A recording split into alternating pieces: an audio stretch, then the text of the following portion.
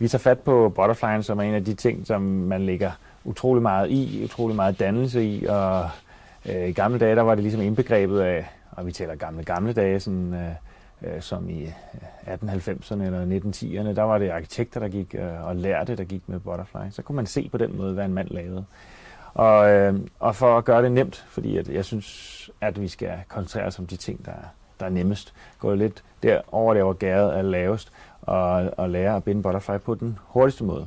Og hvorfor komplicere det med, at det hele skal være spejlvendt, når man egentlig kan gøre det over knæet, som alt god gammeldags opdragelse foregik, så vil jeg nu lære jer at binde butterfly over benet.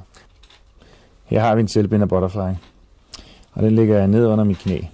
Og det gør jeg egentlig, fordi at vi nu leger, at det her det er hoved på en hals, og nedad mod skridtet, ja det er ned, og så det her det er op.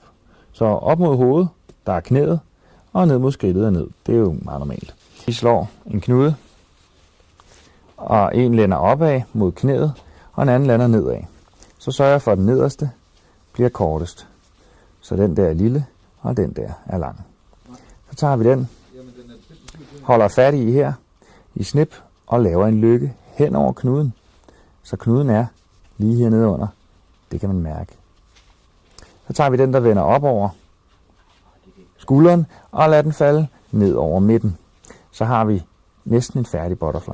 Så tager vi den færdige, denne her, de to snipper, de to vinger, hvor den ene er enkel, og den anden er dobbelt. Den kalder vi lykken. Så løfter vi, butterflyen letter, og igennem her putter man sin finger. Det er fingeren, der sidder på den samme hånd, som holder. Man behøver ikke at være sådan nervøs eller et eller andet, fordi det ligger fint. Der sker ikke så meget.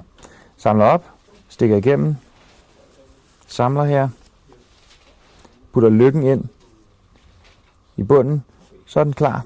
Så hiver man her, og så er den faktisk klar til at se godt ud.